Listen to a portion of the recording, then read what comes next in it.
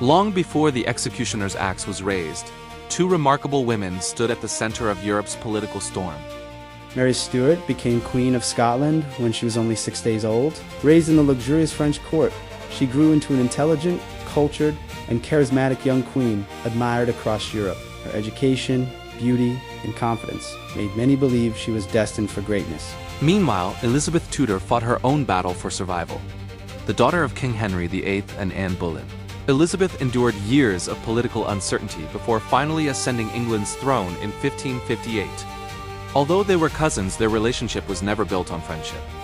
Instead, it was shaped by suspicion and competing claims to power. Both women wore crowns, but history would allow only one to rule England.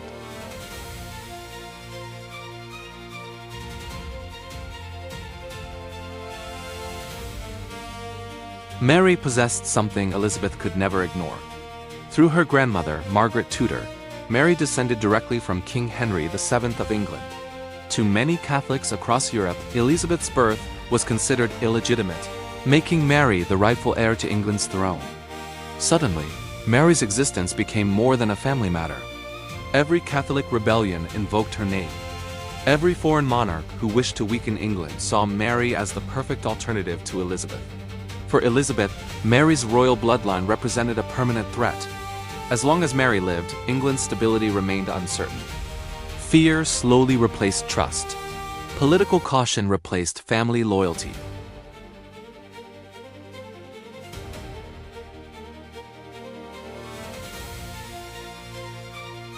Mary's own reign in Scotland soon collapsed into chaos. Her husband, Lord Darnley, was murdered under mysterious circumstances. Soon afterward, Mary married the Earl of Bothwell, a decision that shocked many Scottish nobles. Rebellion followed. Forced to surrender her crown, Mary abdicated in favor of her infant son, James. Believing her cousin Elizabeth would offer protection, Mary fled across the border into England. Instead of receiving sanctuary, she was arrested. The gates that opened before her were not those of freedom. They were the gates of captivity.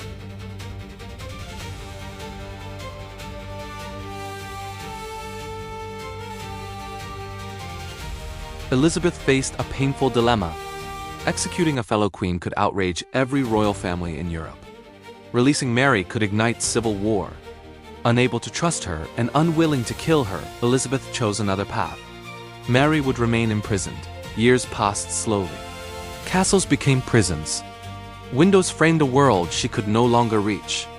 She embroidered, prayed, read, and wrote countless letters while guards watched her every move.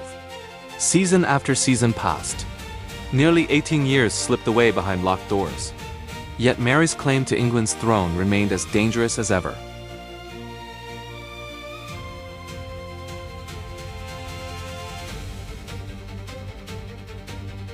Outside Mary's prison, powerful forces continued to work in secret. Catholic supporters believed she was still England's rightful queen. Messages traveled through hidden channels. Letters were written in code. Wax seals concealed dangerous plans. But Elizabeth possessed a powerful weapon. Her chief intelligence officer, Sir Francis Walsingham, had built one of Europe's most sophisticated spy networks. Unknown to the conspirators, many of their secret communications were intercepted. Every letter became evidence. Every coded message brought Mary closer to disaster.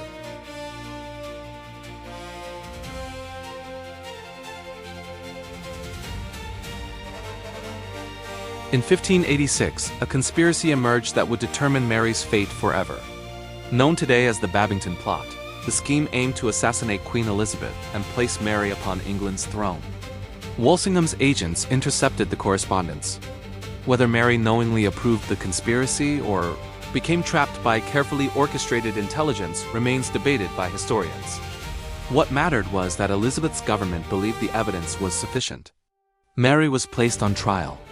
Standing before English commissioners, she defended herself with remarkable intelligence and courage. She insisted she was a foreign monarch, not an English subject, and therefore could not legally be tried for treason. Her arguments changed nothing. The verdict had already been decided. Mary was found guilty.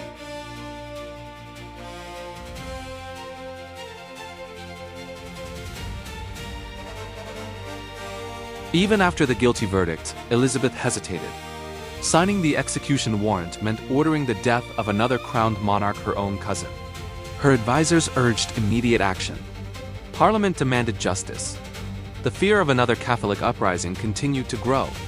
For weeks, Elizabeth struggled with the decision. Finally, she picked up her pen. With a single signature, she sealed Mary's fate.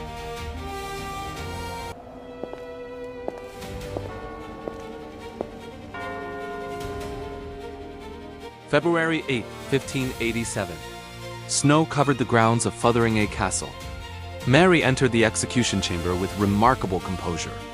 She prayed quietly. She forgave her enemies. She declared her faith before the assembled witnesses. Without fear, she knelt before the execution block.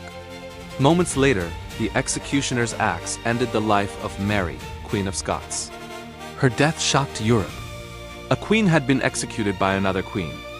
It was an act almost without precedent.